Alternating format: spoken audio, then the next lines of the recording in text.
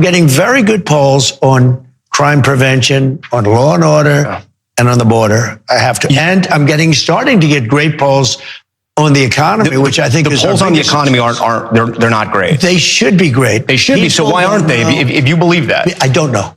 I don't know. Also, I just said they were great, even though I'm now acknowledging they're not great, and I don't even know why they're not great, which, yeah, you do, right? I mean, I know that your brain is riddled with like worms and stuff, but you know, it's the polls are bad because the economy is bad. The economy is worse than it was when they kicked out the previous guy for having an economy that wasn't good enough. So you should kind of accept that. Like, that's him, I guess, being forced to acknowledge that the polls are bad. But bear in mind, it was amidst all of the lies that I get great poll on Law and Order. You know, when they poll 2,000 people, what do you think about Law and Order? And they're all like, well, it's a pretty good series, I guess. A lot of spinoffs. It seems needless to me. No, that's not. No, you're polling negative on every single topic, even topics where I'll say maybe he should be polling better or whatever. Like, let's say that the most important thing to you is like closing down the border or whatever. Okay, well, he did that, I guess. I don't think it's as important of a priority as he does, but he did that. But he's not even doing good on the border comparatively. And when you talk about immigration, which we will more in depth later on, no, he's doing really bad, and he's doing bad on the economy as well. Now, that does not mean that he is going to acknowledge this truly, substantively, learn something from it, express some empathy for the American people. That's not going to happen. This happened instead. Americans tell us, we hear this. I mean, we're going to get into the economy later, but they tell us they don't feel it. Just so you understand. I have $18 trillion being invested into the country. Biden had less than $1 trillion for 4 years, and the whole country was going to credit. When does America feel it? Do you know that if they won that election, and we won in a landslide, do you know if they won that election, this country I think it was finished. Yeah, we wouldn't we'd have nothing. It'd be gone. We would just be unincorporated territory or whatever. Like, and look, I feel a little bit bad for the NBC News guy because virtually everything Donald Trump says and everything the NBC News guy says, I want to jump in and be like, come on, dude, like, you got to do a better job. But like, how do you pursue the last thing when his response to the last thing is also absolutely mental? So like, he says, I'm $18 trillion. And the NBC News guy says, but when do people feel it? Hold up now. Don't just accept the 18 trillion. That's not anything. That's not real. Your answer should have been, I understand that's a number that you're throwing out, but it seems to be based on literally nothing. Even the rest of your administration, which is prone to pro-Trump propaganda, isn't using that number. So he just glosses over it. And like, oh yeah, the country would be done. We'd have no country. This is madness. This is nothing. This is not a guy who is going to acknowledge his faults. It's not a guy who is going to recalibrate, move in a different direction. That's just not how he's going to work. And in this case, look, substantively, that's bad. Politically, kind of good, because the midterms are shaping up to really suck for the Republicans. And this guy keeps reassuring us they're not going to do anything to stem the tide of people moving away from their movement. And so let's jump into some of what people say about the economy, because Trump wants you to believe that not only is the economy great now, which it's not, we would have all been on fire collectively if Joe Biden or if Kamala Harris had been elected, which is not how people think it. Now, 53% of voters believe the economy is worse today than it was under Biden. 47% say that it's better. So that is how numbers work out, but also that is a 3-point slide for Trump since just December.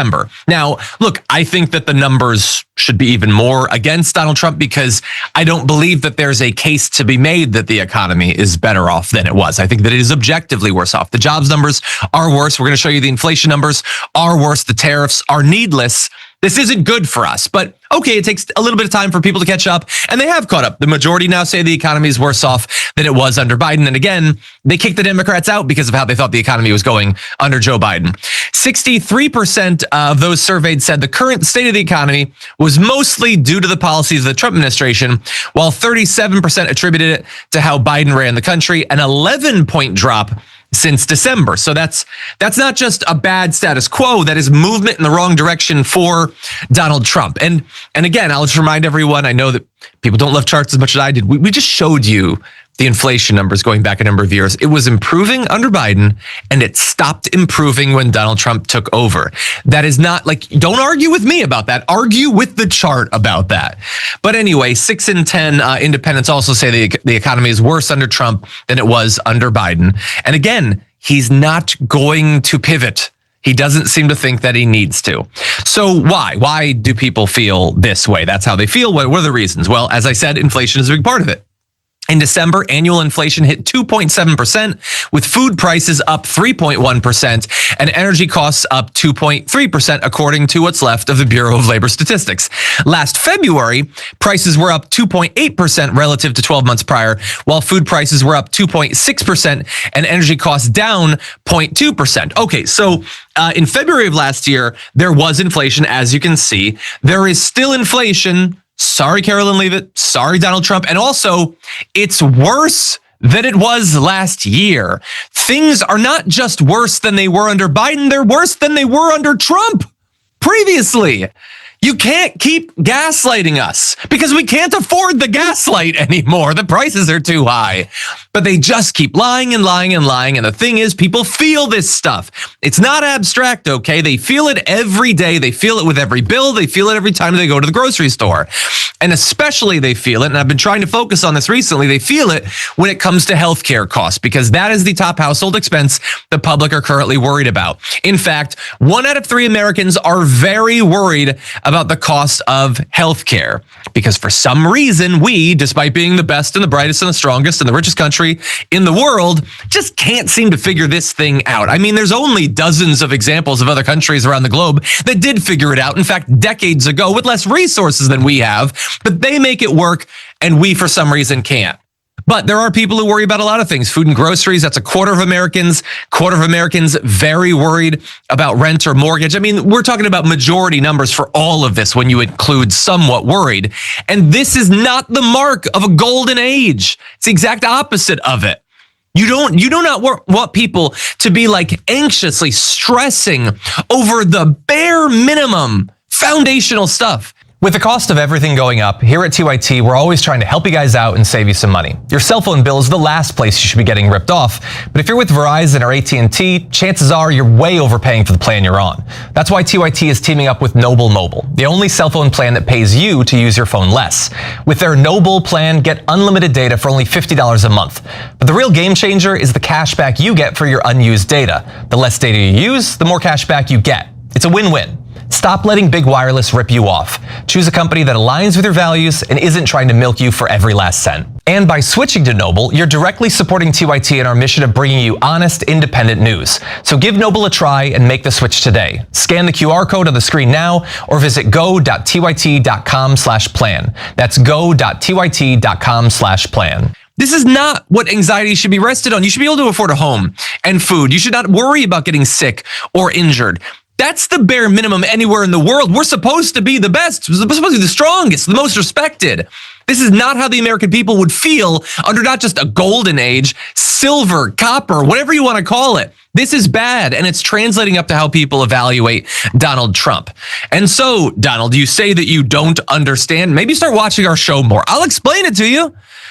Anyway, when it comes to Trump, I want to remind everyone of this. This is a poll we showed a couple of days ago, I believe. I just like it. So it's not just the policies, it's him too. People do not have confidence in Donald Trump on a number of different measures, including the idea that he would act ethically in office. Only 21% of Americans are very confident he will act ethically in office. And those are, let's just acknowledge it, either the 21% most gullible people that have ever lived on Earth, or they're just lying. They know he's not ethical, but they don't care. They either think that other things about him outweigh it, or they like that he's doing unethical stuff. There are some Americans who, for some reason, get off on the idea that he could just steal $10 billion in taxpayer money and give it to himself. I don't know why, but that's what they think. And so, focusing again on the economy, things are not going in the right direction. Inflation is up compared to last year. The U.S. companies have announced the most job cuts for any January since 2009. It's worse than it was in the darkest, dankest depths of the pandemic. That's how bad things are getting. And remember, doing all the tariffs and stuff was supposed to hurt us economically, but it was supposed to spur job growth, because we're supposed to, we're not going to be hiring people abroad, right? So we need to build the factories here. We need to hire people here. Then why is it doing the exact opposite thing?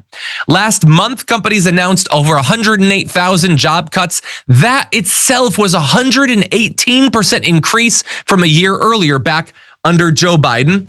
The report on Thursday showed that hiring intentions slid 13% from a year earlier to just 5,300 jobs. And that is terrible. And look, I'm sure it's a combination of a lot of things. The economic damage he's doing to corporations, not just in terms of, it's not just that we can't afford things because we have to buy it abroad. Because of all the reciprocal tariffs, our companies are having a much harder time selling things abroad. That hurts them, and that trickles down into job cuts and lower hiring. But also remember, some of the stuff about AI replacing jobs, it isn't yet as apocalyptic as some of the belief was a year or two ago, but we are still losing jobs as a result of it. And Donald Trump loves that.